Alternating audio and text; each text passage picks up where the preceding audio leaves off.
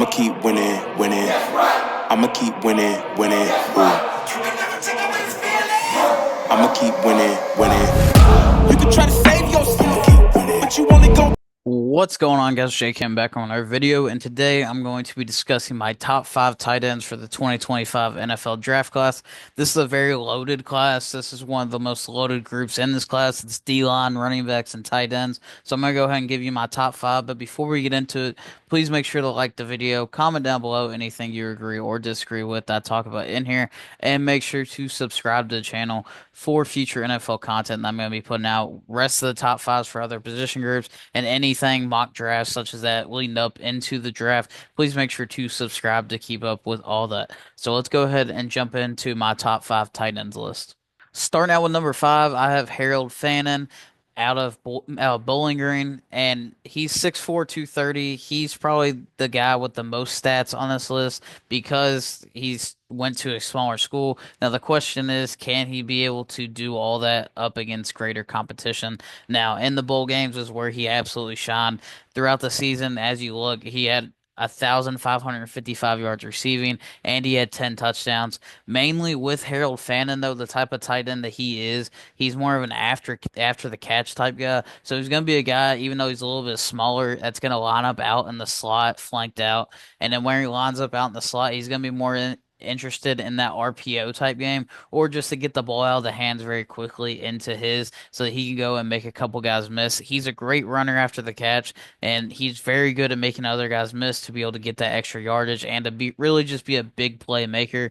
Um, and if you look at it, he's his main things. He's very good after the catch. He's you if you want to be able to use Harold Fannin effectively, you have to be able to get the ball out quick into his hands. And I think that's going to work out very well for him in the NFL because a lot of the NFL is mostly a lot of quick games or running the ball. Now, he's not going to be a very effective blocker. He's okay at it. He's not necessarily the best. There's a couple better blockers if you're looking that way in this class, but if you're wanting a guy that you can get the ball out quick to, find the open zone, or get involved in the screen game, which a lot of teams like to do nowadays, and just to be able to go out and maybe make a guy miss and turn a 5 yard game into a 10 yard game.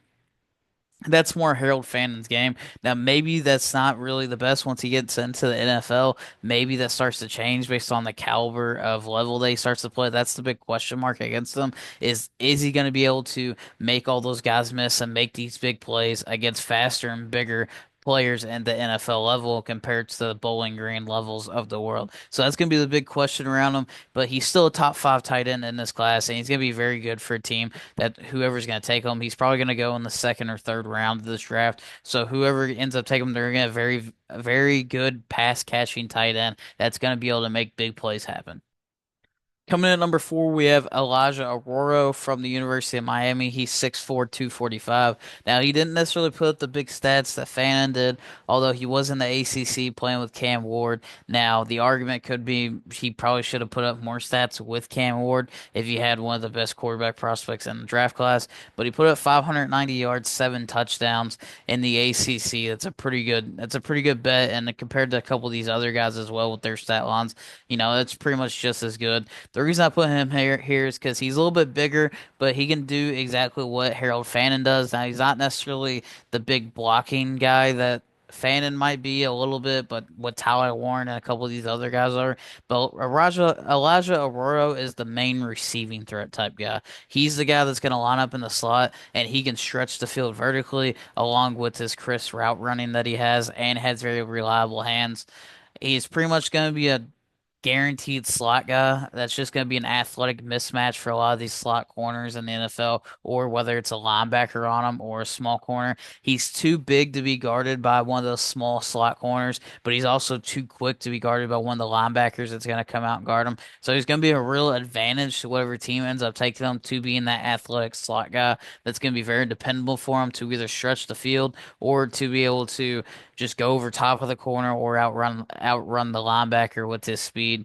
Now, a little bit of the questionness about him with a couple of teams that are going to have, it's mainly he only did this for 1 year. He was at Miami for 3 seasons, and this was kind of his breakout year, which is decent, but you think that he would be putting up more yards. Now, the argument could be that Cam Ward just got there, so that kind of led to this breakout year that he had, that to show off his hands and his receiving ability.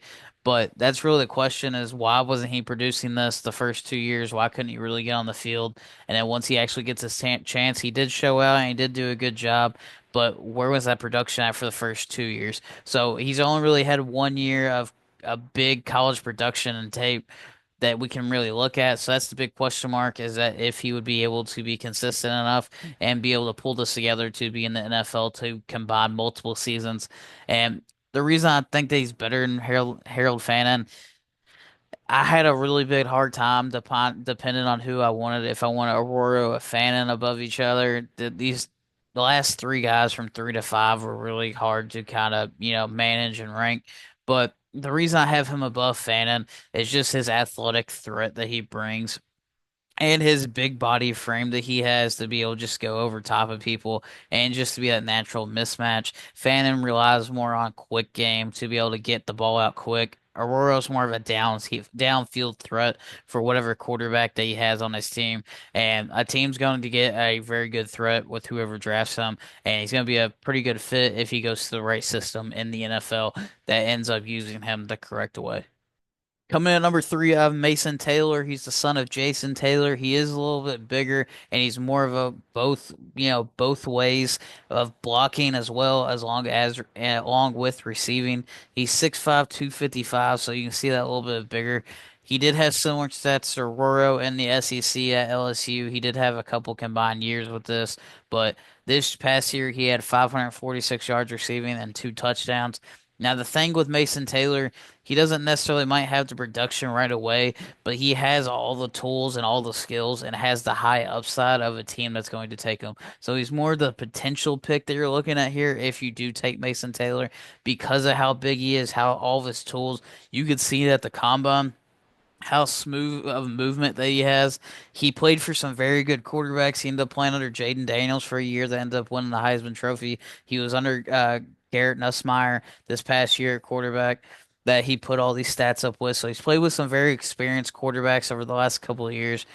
And once you really kind of seen him. He was kind of a big body, kind of blocking type guy, but then you see him at the combine as well, along with his stats once you watch some film on him. If you just watch him at the combine, he's very smooth and very crisp route running, and his reliable hands are really what's going to get him drafted this high. He could be looked at in the second round. There's been several mocks of him going to the Jets in the early part of the second round if they go offensive tackle at the beginning of the draft.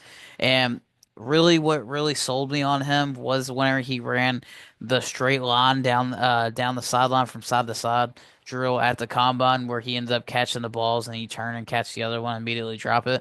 In that drill, he was so smooth and went on a straight route running, no wasted movements. Up immediately caught the ball and was able to locate the second one almost immediately and stay along that line in such straight fashion. He had pretty much the most straightest line in that drill out of any of the receivers and tight ends. And that just goes with his movement and his size and how smooth that he is whenever he's going into routes, and how crisp he is on his route running to be able to go and catch the ball. And mostly what he's very good at LSU was finding the zones. Most of the time, with a lot of teams playing cover two nowadays in the NFL and in college football, they're playing more the zone defenses. He was able to go and having the smart. He was very smart with how he was able to settle down in the routes for the quarterback. He would be able to find the zones very well and be able to sit in that zone to be able to be a reliable option for the quarterback to give him the ball. And then he was able to pretty much go and fight for an extra yard or two. But really, what he's really good at is being able to settle down and identify the zones of where the open space is going to be, to where he can kind of sit in that open space and be a great option for the quarterback to be able to settle down. And I think that's something that's going to be valuable for an NFL team whenever they move them into the next level, with how much cover two these NFL teams are kind of playing. He would be able to kind of identify the zones and be able to settle down in those areas for the quarterbacks as they go through their reads and multiple reads to be able to find Mason Taylor. And on to number two, we have Colston Loveland. It's pretty much top two quarter tight ends in this class, and it's Colston Loveland, and then the next guy that we're gonna be talking about. Loveland's as big, but also a great receiving threat. He's 6'5", 245. He played under Jim Harbaugh. He played at Michigan the last couple of years, was on the national championship team. He had 582 yards receiving, 5 touchdowns, and he's a very long pass catcher. He has a very long wingspan. He's able to go up and get the ball, and he's able to create that big long target for him. He's very crisp route runner, and he's pretty much a big slot type guy. Now, the two comparisons I've had with the top two guys is the other guy. One is more of like the George Kittle. Colston Loveland here is more of like that Brock Bowers build that you would want, even though obviously he's not as dominant as Brock Bowers or as good as Brock Bowers was or is currently. I'm just comparing him to his type of play style. But he's more that Brock Bowers type vibe where he's going to line up and be that big slot option for you. That's going to line up in the slot. And he's going to go out and be a very crisp route runner to be able to go out and beat a lot of these guys based off his route running to be able to get open and to get the ball in rhythm and very quickly to him to be able to catch with his big um, arm length that he has to be able to go out and snag a lot of these balls and be able to be a great option. The same way that Brock Bowers was for the Raiders. I could easily see him coming in and having a similar rookie type year, and obviously not as good, but being a big impact on the team for whoever he goes to by being that big slot option to where he's going to be able to use his route running ability to be able to get a lot open and to be able to, if he goes to a team that can design the plays for him.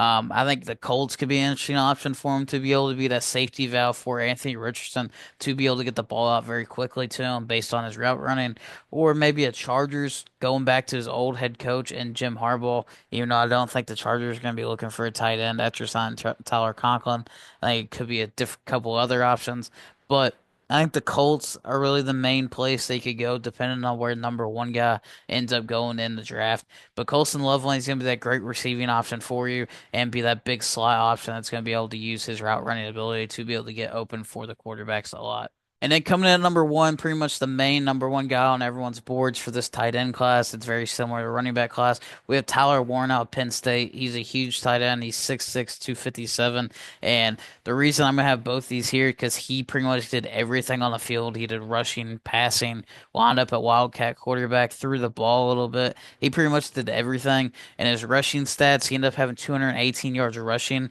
and 4 touchdowns, mainly out of that Wildcat formation. They could have even lined him up at running back and just handed him the ball, but mostly he played that Wildcat quarterback type position. And in receiving, he had probably some of the best receiving stats on anybody in this draft class. Maybe Harold Fannin had a couple more yards than him, but receiving wise, he had 1,233 yards and 8 touchdowns. And what else can you say about Tyler Warren? He's so good, and the reason that he's going to be picked so highly, probably top 10 in this draft, maybe to the Bears, maybe to the Jets, around that area. But he can do pretty much everything all around the field. You can use him anywhere, line him up anywhere, and he's just overall a big dynamic offensive weapon that you can use. Just how Penn State used them, they would line him up in the slot. They would line him up on the end of the line of scrimmage with his hand down to be able to block or to be able to receive. He would line up at Wildcat quarterback. You can line him up in the backfield and give him the ball, even at the tight end position. So all that he brings, you can pretty much line him up anywhere, and he's going to be good and be effective on the game and be that offensive weapon. Now his game, although Colston Loveland is more like Brock Bowers, Tyler Warren doesn't really play the position like that. He's more that George Kittle type vibe that's going to put his hand in the dirt and play it similar to how George Kittle does. He does have the option, and he could line up in the big slot position and be able to use his route running ability in the slot spot.